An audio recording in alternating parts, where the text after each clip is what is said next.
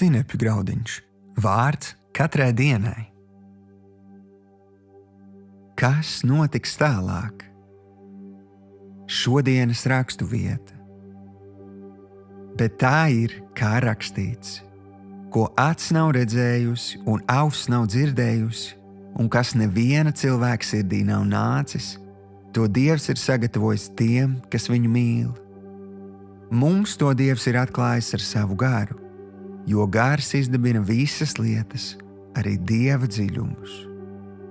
1. korintiešiem, 2. nodaļa, 9. un 10. pants.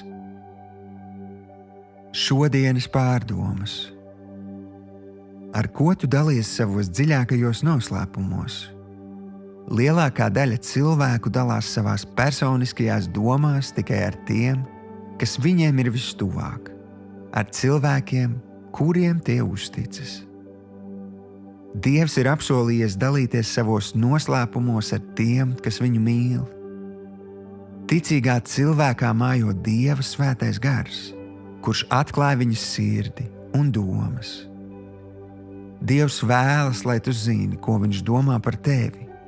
Viņš vēlas, lai tu skaidri zini, kādi ir viņa plāni tavai dzīvei. Viņš vēlas tev parādīt to, ko tu nekad neesi redzējis, dzirdējis vai iedomājies, jo tu esi viņa bērns, viņa draugs un tuvākais kompanjons. Dievs jau no pasaules radīšanas zināja, ka tu šodien lasīsi šīs rindas.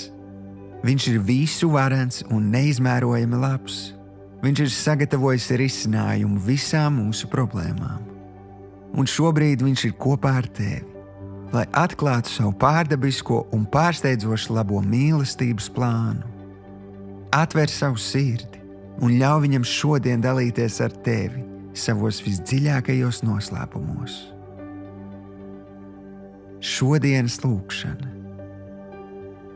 Debesu Tēvs, es mīlu tevi un pateicos, ka tu atklāji man savus dziļākos noslēpumus. Patiesi, tu esi man sagatavojis varenas lietas, kas mani sagaida gan šajā dzīvē, gan mūžībā. Jēzus vārdā.